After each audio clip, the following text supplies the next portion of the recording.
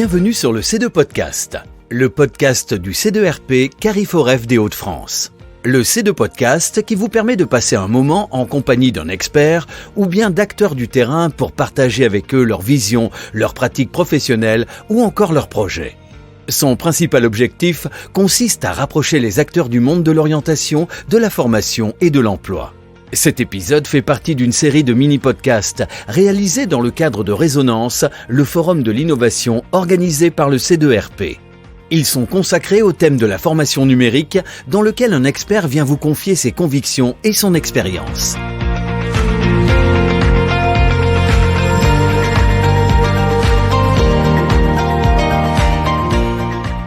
Pour le plus grand nombre, 2023 a vu les intelligences artificielles faire une entrée aussi remarquée que fracassante sur le secteur de la formation. Elles ont provoqué une vague d'enthousiasme comme on n'en avait pas observé depuis longtemps, vague suivie d'une autre, de crainte celle-ci, parfois même de quasi-rejet. Les mois ont passé, le calme est revenu, et aujourd'hui, avec Yuri Min, qui est notre invité, et en quelques minutes, nous allons nous intéresser aux apports de l'intelligence artificielle en formation. Yuri, bonjour et merci d'être présent. Et pour commencer, pouvez-vous, s'il vous plaît, compléter cette courte présentation ? Bonjour Nicolas, merci de m'avoir invité à ce podcast. Alors, je suis doctorant en sciences cognitives depuis maintenant 3 ans à peu près. Je travaille au sein de l'entreprise SIDO, qui est une agence de pédagogie lyonnaise qui construit et propose du matériel pédagogique, des e-learning, des vidéos pédagogiques pour les collectivités et les entreprises. Ma thèse se déroule dans 2 laboratoires. Un premier laboratoire de psychologie cognitive, l'EMC, et un deuxième laboratoire d'informatique, celui-ci, le LIRIS, basé également à Lyon. Merci pour ce complément. On va parler d'intelligence artificielle et peut-être serait-il bon d'en donner une définition. Alors j'imagine qu'il y en a peut-être plusieurs et qu'elles pourraient être assez complexes. Peut-on donner une définition simple et succincte de ce qu'est l'intelligence artificielle ? Je pense que quand on veut comprendre l'intelligence artificielle, il n'y a pas d'intérêt à rentrer trop dans les détails techniques. Pour le coup, une des définitions que j'apprécie particulièrement quand on parle d'intelligence artificielle, on pourrait dire que c'est un ensemble de systèmes qui est capable de réaliser des tâches qui, normalement, nécessiteraient l'intelligence humaine. La définition est parfaite et nous donne l'opportunité, cette fois-ci, de mettre en lumière une famille d'intelligence artificielle dont on a vraiment, mais vraiment beaucoup parlé. Je pense aux intelligences artificielles génératives. Quelles sont-elles ? Alors, les IA génératives se distinguent des IA qu'on pourrait appeler discriminatives. Le principe d'une IA générative, c'est qu'elle va générer de nouvelles données. Elle va prédire une nouvelle donnée à partir d'un ensemble de données existantes. Techniquement, on pourrait dire qu'elle estime la distribution d'une probabilité à partir d'un ensemble de données. Elle se distingue des IA discriminatives qui ne vont pas générer des nouvelles données, mais justement classifier les différentes données dans un ensemble de jeux. Ces IA génératives ont vu leur émergence très récemment et c'est de ça qu'on parle quand on parle de révolution de l'IA, et puisqu'elles sont génératives, elles permettent véritablement de nous challenger sur nos propres domaines, la génération du langage, donc ce qu'on appelle le NLP, Natural Language Processing, la prise de décision, etc., etc. Le secteur de la formation s'est emparé de ces IA génératives. Sait-on ou peut-on commencer à imaginer les changements que cela va provoquer pour les métiers de la formation et de la formation digitale en particulier ? Alors tout à fait. Alors quand on parle d'impact sur la conception pédagogique, sur la formation, on pourrait le voir sous 2 aspects. Premièrement, l'aide aux concepteurs pédagogiques dans la création d'un contenu donné. Donc par exemple, utiliser l'IA générative afin d'imaginer différents scénarios, différentes façons de présenter un contenu de la manière la plus pédagogique possible. Également aussi permettre d'avoir un contenu beaucoup plus accessible. Typiquement, un concepteur pédagogique ne peut pas construire 15 variations d'un même contenu pour différents publics. Ça semblait jusqu'alors impossible. L'IA, dans sa capacité justement à générer différents contenus en fonction des critères qu'on va lui donner, peut potentiellement nous aider à construire un contenu pour des enfants de 6 ans, pour des lycéens, pour des personnes de 30 ans, etc., etc. Et le deuxième aspect que j'aime plus particulièrement et qui pour moi est beaucoup plus prometteur, c'est l'IA dans le contenu. Donc typiquement, avoir un contenu d'apprentissage qui va être alimenté par l'intelligence artificielle. Alors on en reparlera, mais ça peut être le cas de chatbots qui vont venir nous guider dans l'apprentissage. Ça peut être des IA qui vont venir détecter dans notre apprentissage des moments de difficulté particuliers et donc qui vont nous permettre de revoir un peu le contenu avant de passer à l'étape suivante. Finalement, les utilisations sont multiples. Il ne tient qu'à nous de nous en saisir, d'explorer un petit peu ce qui est possible de faire.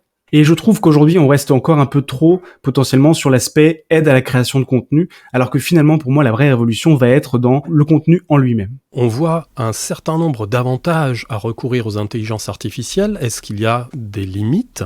Tout à fait. Alors, les limites, elles sont multiples. Il y a d'abord les premières limites qui seraient inhérentes à GPT, donc à l'IA intrinsèquement, qui va être son jeu de données.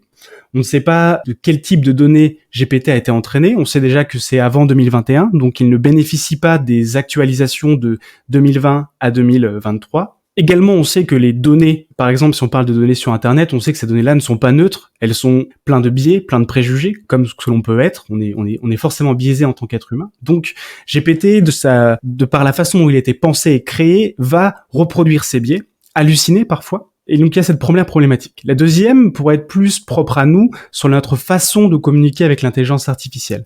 En effet, on pourrait se dire qu'on a un chatbot, on a ChatGPT devant nous, on a l'interface, il suffit juste de poser quelques questions sans trop de détails et on aura la meilleure réponse donnée. Globalement, ça fonctionne généralement très peu. C'est comme si là, maintenant, je vous demandais de me générer une formation, de créer une formation sur la réalisation de cocktails, sans vous dire plus de détails. Forcément, vous allez me poser plein de questions pour justement construire ce matériel, parce que avec si peu d'informations, on ne peut rien faire. Et donc, potentiellement, ça va poser la question de comment on dialogue, comment on communique avec ChatGPT pour lui fournir le plus d'informations pour que sa réponse soit la plus adaptée possible. On vient de l'entendre, les intelligences artificielles se nourrissent de données. Et les données, justement en formation digitale, c'est quelque chose dont on ne manque pas, mais encore faut-il les exploiter. Complètement. Alors ça, on pourrait parler d'un champ de recherche dans lequel je travaille au sein de mon laboratoire du LIRIS, qui sont les Learning Analytics. Donc en fait, l'ensemble de données que l'on va pouvoir récupérer, donc des traces d'interaction, combien de temps un apprenant est passé sur un module, est-ce qu'il est revenu. Généralement, ce qui est intéressant aussi pour mesurer cette notion d'engagement dans l'apprentissage, c'est est-ce qu'il va revenir sur le contenu au fur et à mesure du temps. Et donc toutes ces données-là, elles sont très intéressantes car elles nous informent sur différents aspects motivationnels, quels sont les éléments mémorisés et compris par l'apprenant. Et donc ces données-là, elles étaient analysées bien avant les IA génératives, elles étaient utilisées pour justement cibler potentiellement des éléments qui seraient un petit peu compliqués dans l'e-learning et donc qui seraient amenés à être modifiés, potentiellement aussi proposer de l'adaptative learning. Donc du coup, justement, l'apprenant va avoir un apprentissage complètement personnalisé. Au final, ce qui serait idéal dans une salle de classe, d'avoir un professeur par élève qui va complètement adapter son contenu à l'apprenant. Ce qu'on pourrait dire aujourd'hui, c'est qu'avec l'ère de l'IA générative et de tous ces outils qui émergent, c'est que ça se démocratise grandement.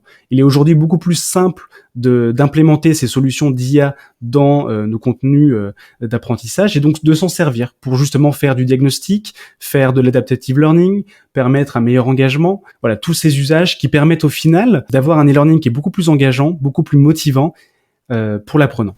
Vous avez évoqué il y a un instant les chatbots, j'y ajouterais volontiers les formations dites immersives. Pour leur massification en termes d'usage de formation digitale, est-ce que l'intelligence artificielle est une partie de la réponse, voire une très grande partie de la réponse ? Alors j'en suis convaincu. Ça fait maintenant 3 ans que je m'efforce dans mes recherches à essayer de comprendre comment on peut améliorer l'apprentissage pour l'engagement, puisqu'on sait que c'est vraiment le concept clé quand on veut apprendre. Et pendant longtemps, je me suis rendu compte que la vraie clé, c'était comment on peut humaniser le processus d'apprentissage multimédia. Par principe, nous sommes seuls devant un écran. Potentiellement, on est face à des distractions qui sont multiples. Et donc, en humanisant le processus d'apprentissage à distance, en le rendant comme dans une classe, en utilisant justement des chatbots, des solutions immersives, tous ces éléments-là vont permettre de rapporter en fait cet élément de présence sociale. On se sent avec un formateur, on se sent dans une salle de classe réelle, on se sent dans une histoire, inclus dans une histoire avec un environnement immersif par exemple. Donc les solutions IA à mon avis sont véritablement le point clé qui vont nous permettre en fait de passer ce cap de je suis tout seul devant mon écran et j'apprends un contenu très passivement, une vidéo pédagogique, 2-3 quiz et c'est terminé. Le sujet est extrêmement riche, malheureusement le temps nous est compté. Est-ce que pour nos auditeurs qui voudraient en savoir plus, vous auriez une ou plusieurs ressources à leur conseiller ? Alors, je me permets de faire un petit peu d'auto-promo, mais j'ai rédigé un ensemble d'articles sur le sujet de l'IA appliquée à la formation, donc sur notre blog sidology.com, où j'essaie justement, ce qui est pas toujours facile, de faire le pont entre expertise et recherche scientifique sur l'IA et application dans la conception pédagogique. Sinon, il y a beaucoup de de bonnes vidéos sur YouTube. C'est vrai que pour le coup, c'est un environnement qui est très riche et qui permet justement de faire varier au terme de niveau. Et puis finalement, si c'est un peu le sujet d'aujourd'hui, poser la question à GPT. Dans la plupart du temps, il saura assez bien vous répondre, ou en tout cas vous donner les bonnes pistes d'appréhension du contenu.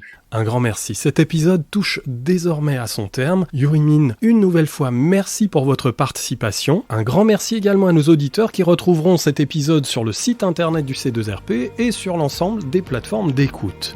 Nous vous donnons rendez-vous au prochain épisode.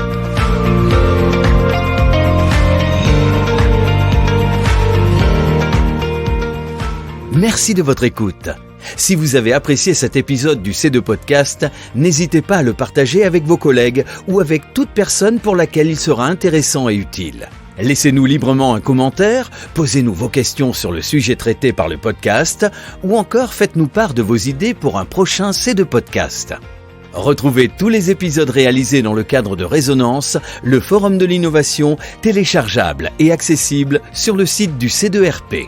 Et pour ne rien manquer de notre programmation, abonnez-vous au C2 Podcast sur vos plateformes préférées. Apple Podcast, Deezer, Spotify, vous ne manquerez aucun épisode.